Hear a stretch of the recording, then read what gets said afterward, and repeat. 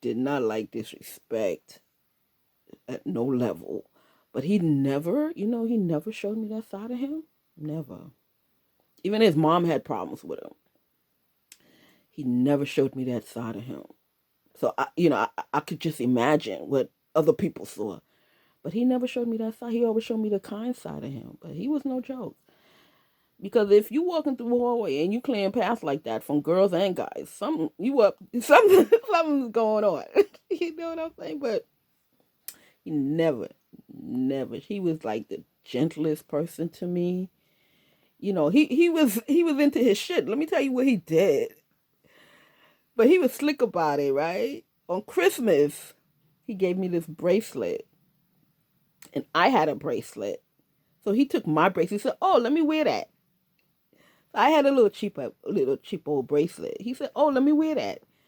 And then Christmas, he gave me a bracelet. I said, "Oh, it was really nice. It had trinkets and stuff. It had trinkets and stuff around it." Do you know what that bastard did? The bracelet I gave him, he gave it to one of his girls. And the bracelet that I got, he took it from one of that. Yo, oh my God. That time and one time he told me to come to his house and I went to his house.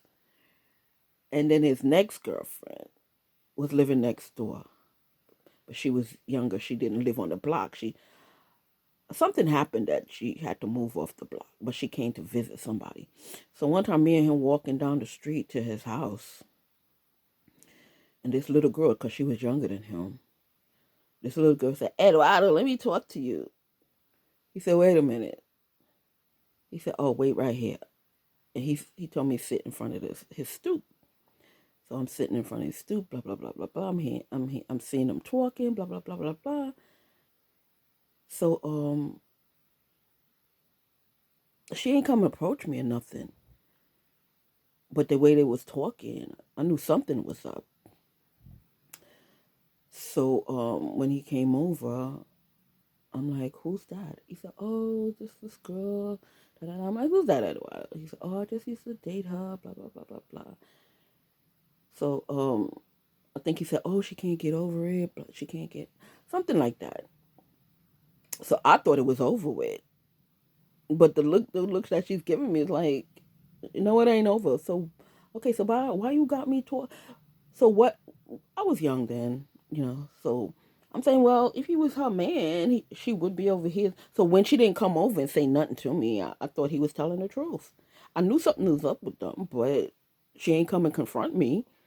So I just sat on the stoop, and then he came back over from talking to her, and we went upstairs, and we just chilled and watched TV. So I thought everything he was telling me was true. But I think he was still dating her, whatever.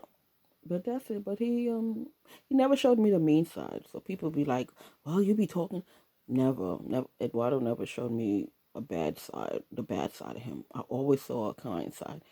And the only reason why we broke up is we just drifted apart because he moved off the block where his mom lived, and he moved with his cousin. And for a little while, I was going to meet him at his cousin's house, but I had so much things going on because I was graduating from high school, getting ready to go to college. He was from job to job, blah blah blah blah blah, and going through his stuff with his family, and we both just drifted. So it wasn't with him. It wasn't a bad ending. It's just that we lost contact because a lot of things was going on in his life, a lot of things was going on in my life. But we didn't have a bad breakup. I saw him in motor vehicle one time, but we didn't speak to each other. And I'm saying, why didn't we speak to each other? Because he was right in front of me, and he saw me, and I saw him, but we just didn't say nothing to each other. Um, but like I said, we didn't have a bad breakup. Not that I remember, you know. So that was that. So I'm telling you stories because of bullies. Come to present time. Present time, I'm going through some stuff with my neighbors. But I'm going to start it from my old block. My old block, there was this guy named Andy, his brother, Eddie, his mom, Pat, Pam, sorry, and his grandmother. I don't know his grandmother's name. Now, back in the day when he first came, I thought he was cute. Whatever. He didn't pay no attention to me. I didn't pay no attention to him. I just thought he was cute, which he is. He's still a handsome guy. But during the years, he got into whatever he got into, and I became an officer. So our worlds just didn't mix. But later on meaning now, later on, a friend of mine who I dated a long time ago did something that I didn't even know. He invested some money for me. He gave somebody to invest some money for me, and it blossomed. It grew. You understand? I didn't get none of that money because um, the people who he gave to invest it, they spent it. Never told me that the money was mine. But the but he knew, somehow he found out that um I knew all these people and I got all this money. Well, he's thinking I got all this money. I didn't get a dime of it. But I do know a lot of people. And I made a lot of connections throughout my years. So he knew what was going on in my life before I knew what was going on in my life. So, not that he liked me. He didn't like me. He just wanted to be my boyfriend so he can control that atmosphere. Because unbeknownst to me, that guy who invested gave the people money to invest, to do stuff, to invest in me. He invested in other things, and he included me. I didn't know. Somehow Andy found out. So Andy wanted to be my boyfriend just so he can control whatever I was going to be controlling. He didn't want to be my boyfriend because he liked me.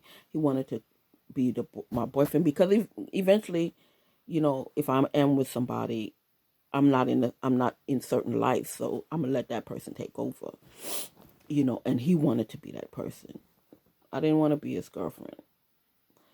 So then he became a bully. So sometimes a bully can manifest from rejection. He was rejected and he's never been rejected before, I can tell. Because like I said, he's a handsome guy, and I'm sure that anybody he tried to get, he got. Because the last I heard, he was dating some older woman on the block when he first came up here. But he dogged her. After they broke up, he dogged her. And she still lived on the block, and she's a very graceful woman. She dresses nice, she carries herself well. So I couldn't understand why he dogging her like that. And then he dated another girl on the block who later on my son started dating. And he used to dog her. And I'm like, she's such a nice girl. Why he's dogging all these girls like that? So to myself, why would I want to date him? Why would I want to date a man who talks about women like that and do women like that? I'm not getting into that.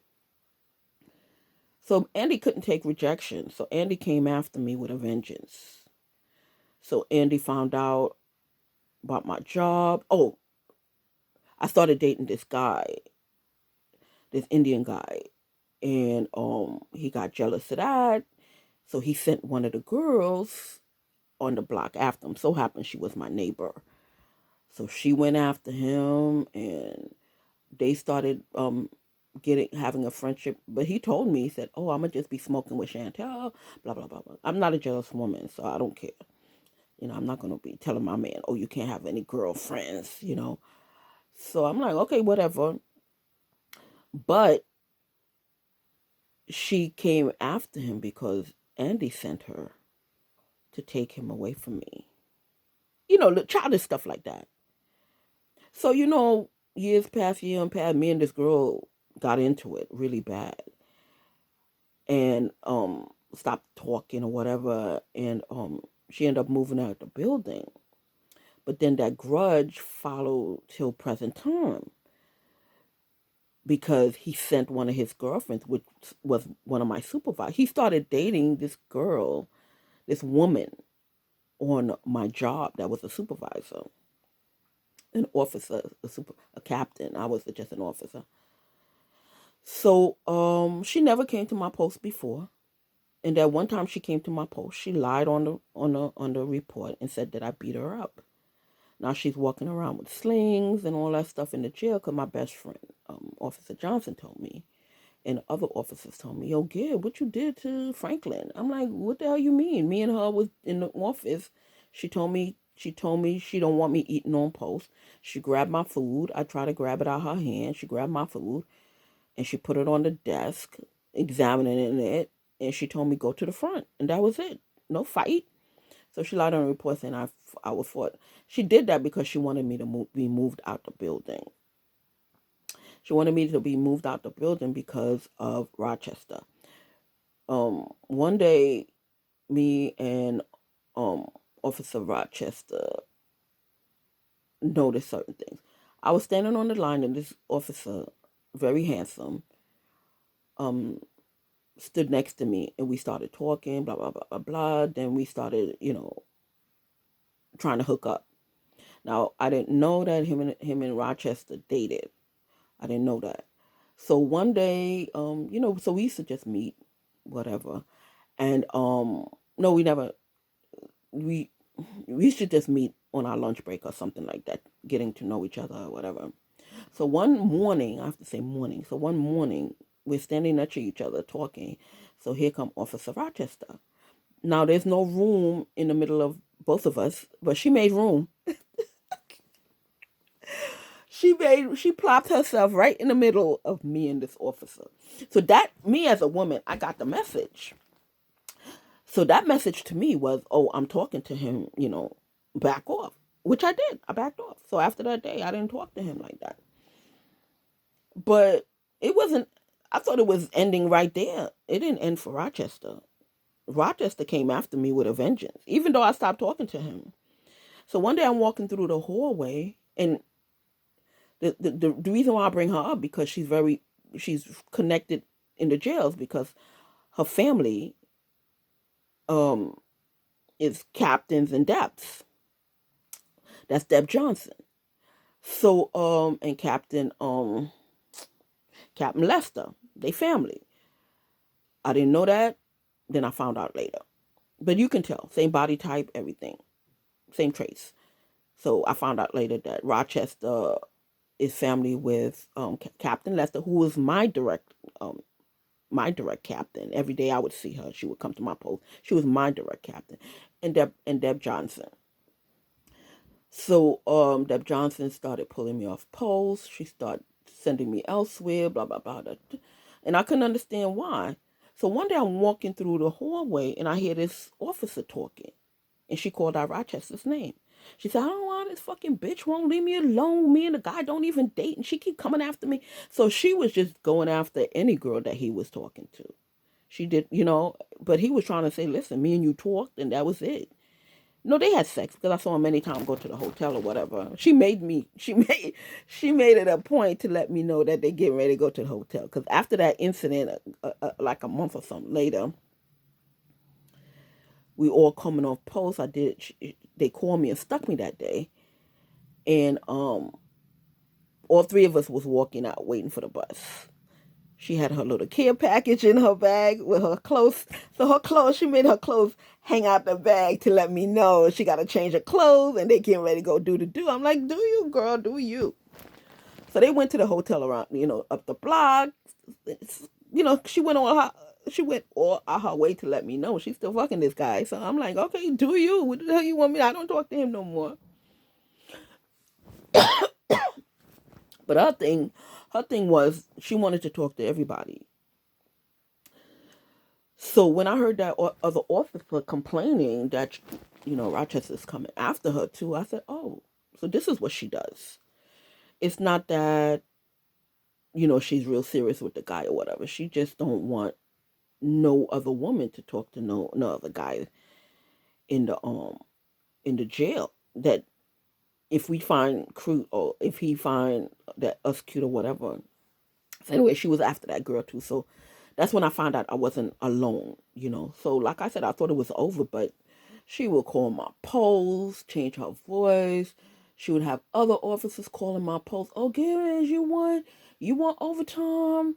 So at first I didn't catch on. I'm like, yeah, give me some overtime. Then she would call. They would have, oh, sorry, I gave it to somebody else. I said, oh, that's the plan. Okay, I know how to swing this. So when they call me for overtime, I'm like, yeah, yeah, yeah, give me the overtime. I didn't want no overtime. I was satisfied with my little hours that I was getting. I didn't want no goddamn overtime. They would call me, oh, Gibbs, sorry, I gave it to, I gave it to them. But once in a while, they would catch me. They would like, oh, you still got to do overtime, whatever, because it was mandatory overtime. You have to do a minimum amount of overtime each month, So that was the only overtime I did. I didn't want no extra. I'm walking out with over 100 G's a year. What I'm going to do with all that money? And being tired. So that's how Rochester's. And up to this day, this girl would not leave me alone. So Deb Johnson got in the middle of it and forced me out of a job. Then Deb Canty. I'm walking down the hallway. Every time when that woman first came into that jail, I'm like, she is fucking trouble. You can just see it. I don't know, but I felt it. I'm like, I don't want to be nowhere near that woman. But for some reason, she always finding her way around me. Hi, Officer Kim. I'm like, hi, Deb Canty. What do you want? That's how I used to just say to myself. What do you want? Oh, you keeping your post clean? Always want to talk to me. And I'm like, why? I don't know you from nowhere. Why are you just beeline straight to me? She just made a beat. Every time she see me, I'm like, okay. So I said to myself one day, I said, if Deb Canty is going up, I'm going to find my way down. So sometimes I'm on my way to post and she's walking my direction. I'm like, oh, I forgot something in my locker. And I go back the other direction. I'm like, I don't want to be in her atmosphere. I don't want to be in her atmosphere. So things escalated between me and her. She asked me some inappropriate shit, whatever. I said, listen, I don't even like you. Straight up. I couldn't hold it in no more because she was so obnoxious. I said, I don't like you. Straight like that. Oh, she said, you don't like me? I said, no. Why would I do something like that for you? I don't even like you. Because it was something inappropriate. So she said, oh, thanks for letting me know. I said, you're welcome. Me and my smart mouth. Well, child. All I needed was another enemy. She came after me. Deb Johnson came after me. Rochester was still after me. And then when I first became an officer, I had a problem with a female officer liking me. And I don't know if you ever had a issue with a lesbian, but they're worse than women. They're worse than men. A man sometimes can take rejection. Not Andy, but she couldn't take rejection. So now instead of stalking me because she wanted me to be her girlfriend, she started harassing me. And it came to the point where I had to write her up. And they moved her. So now all her lesbian friends was after me. So now I got the lesbians after me. I got all the Captain Lester and her friends after me. I got Deb Canty and Deb Johnson after me. I got Rochester and Gales after me. That's the officer's name. And Officer Gales after me. And then Officer Gales dated Officer Hines after me.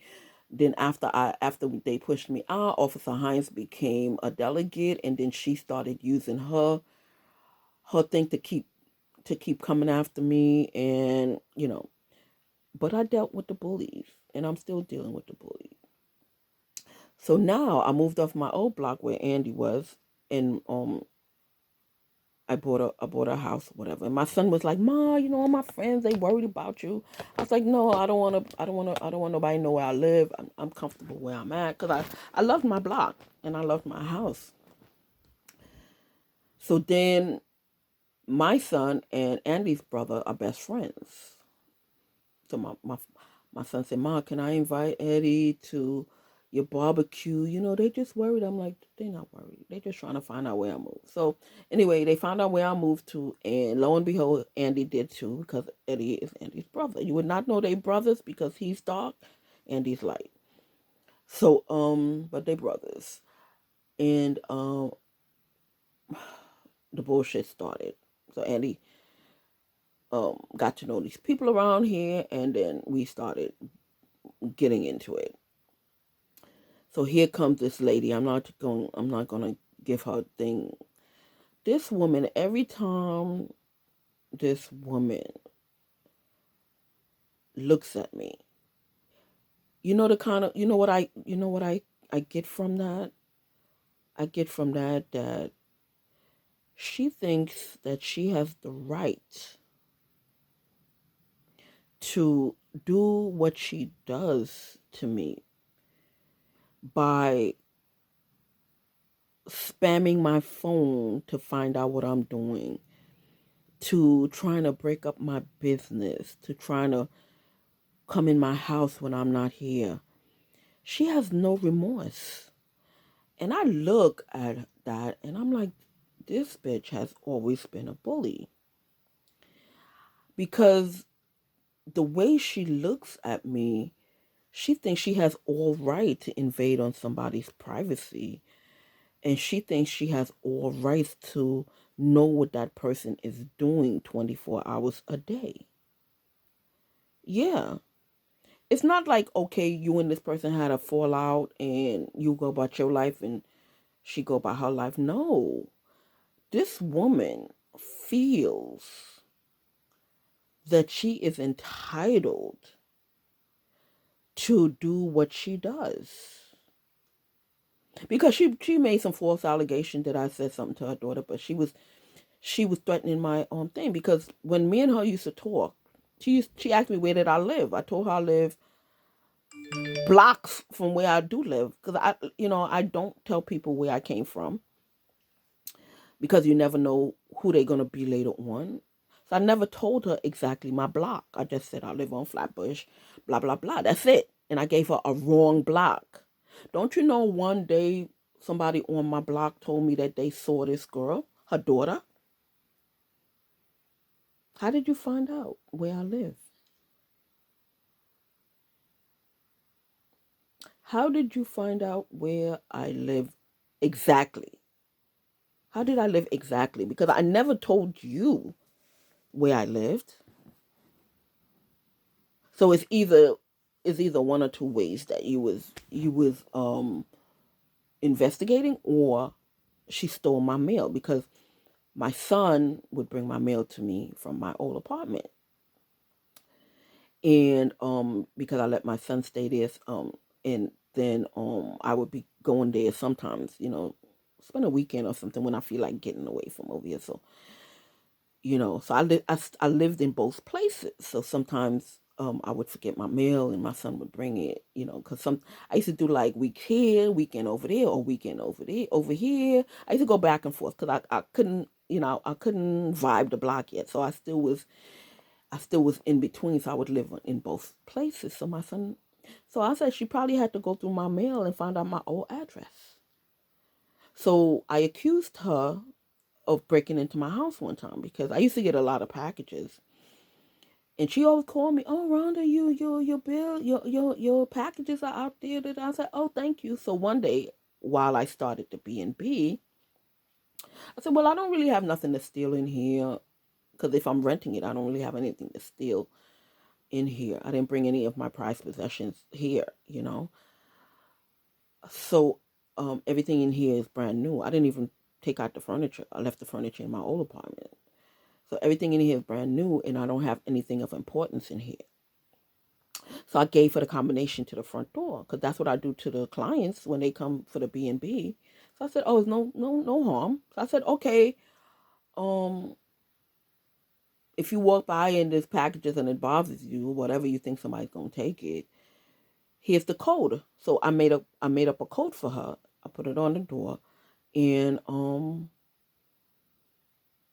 I told her to just have the postman the mailman, the UPS guy, just put it in the house and then close the door, whatever.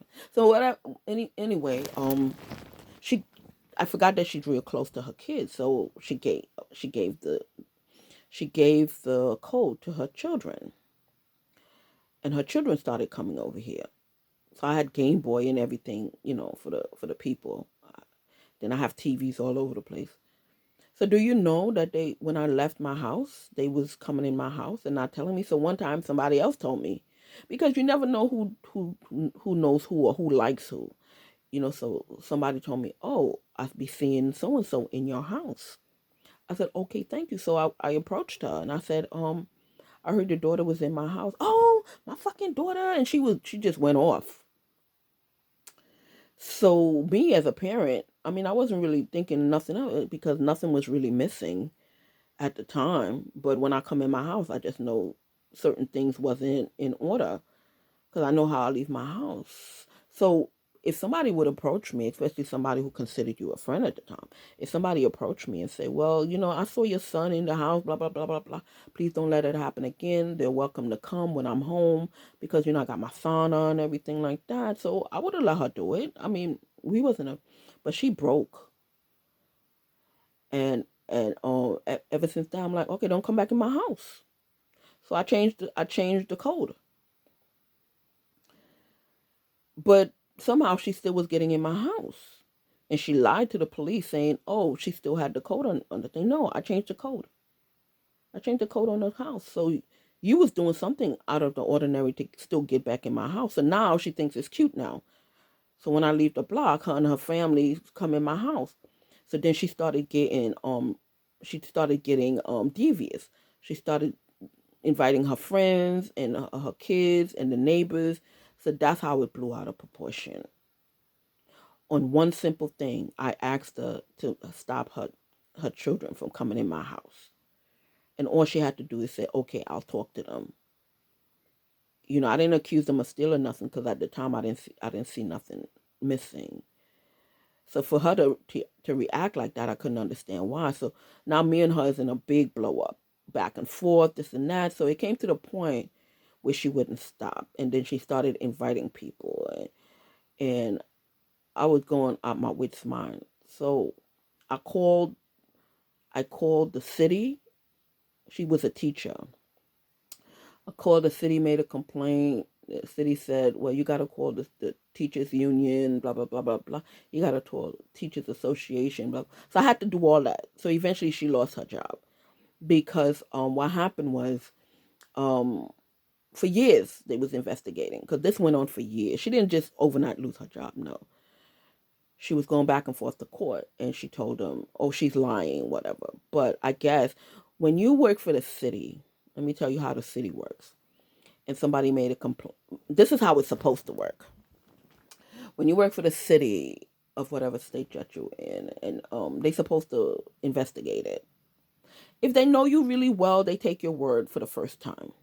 But then if it's consistently, they eventually start investigating. So my summation is they probably investigated and saw that I was right because they're not going to, because when you're in a union, it's hard to lose your job.